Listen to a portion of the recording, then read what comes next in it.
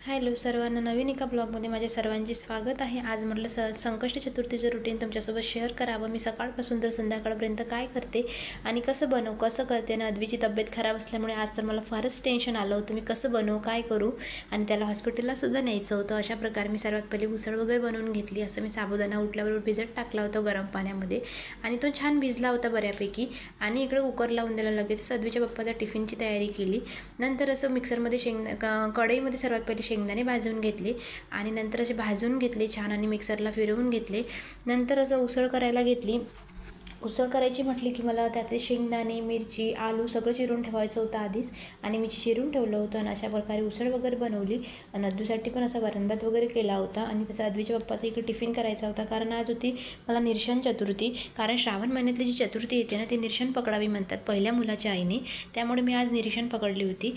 नंतर अशा प्रकारे आलू वगैरे जो चिरून ठेवला होता ना तो सगळं टाकून दिला आणि अशी उसळ वगैरे फोडणी दिली। तुम्ही म्हणसाल असे पॅकेटनेच कसं तेल होते, तर मी ते कॅनमध्ये काढून घेतलं होतं आणि जे उरलेलं होतं ना त्यामध्ये थोडंसं उरलं असल्यामुळे मी त्यातच ठेवलं होतं, कारण ते कॅनमध्ये बसत नव्हतं, त्याच्यामुळे मी ते वरतूनच टाकलं।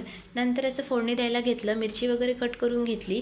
असं मी कैचीनेच मिरची कट करत असते। नंतर अशा प्रकारे अद्वीला पण आज हॉस्पिटलला न्यायचं होतं, त्याला काही बरंच वाटत नव्हतं। 8 दिवस झाले त्याची तब्येत काही चांगलीच नाही आहे, त्याला काही दवाखान्यात नेलं होतं। नंतर त्याला औषध वगैरे दिली, तर पहिल्या वेळेनं काही त्याला फरक नाही पडला। नंतर आज परत त्याचं वाढलं होतं आणखी सर्दी वगैरे, त्यामुळे त्याला आज परत नेलं आणि अशा प्रकारे उसळ वगैरे बनवून घेतली। आणि संध्याकाळची पण तयारी करायची होती, आज संकष्ट चतुर्थी असल्यामुळे दुर्वा वगैरे आणायची होती।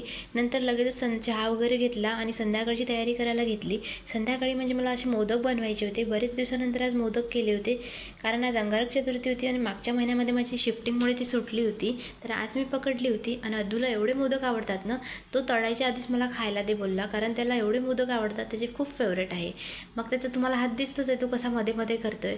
नंतर अशा प्रकारे मोदक करून घेतले आणि अशी बाजूला लगेचच तळून घेतले। सर्वात पहिले मोदक त्यालाच द्यावं लागलं गणपती बाप्पाला आमच्या। अशा प्रकारे गणपतीची सुद्धा पूजा करायला घेतली आणि असं मी गणपतीला पंचामृताने स्नान करते। नंतर छान पुसून घेते त्याला, अष्टगंध, हळद, कुंकू, दुर्वा आणि असं वाती वस्त्र करत असते आणि वस्त्रसुद्धा बनवते।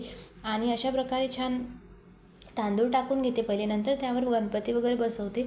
अशा प्रकारे छान गणपतीचे स्नान वगैरे करून घेतले, गणपतीला हार वगैरे घातला आणि फुलांनी असं सजवून घेतलं आणि छान दक्षिणा वगैरे ठेवली। आणि बाजूला असं मी पाण्याचा विडा जसं असतं तसं करत असते।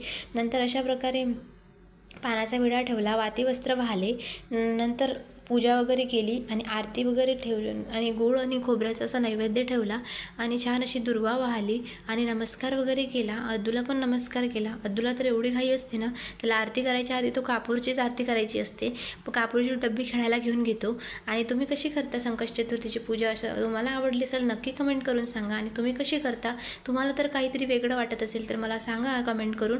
असा होता आमचा दिवस। थँक्यू।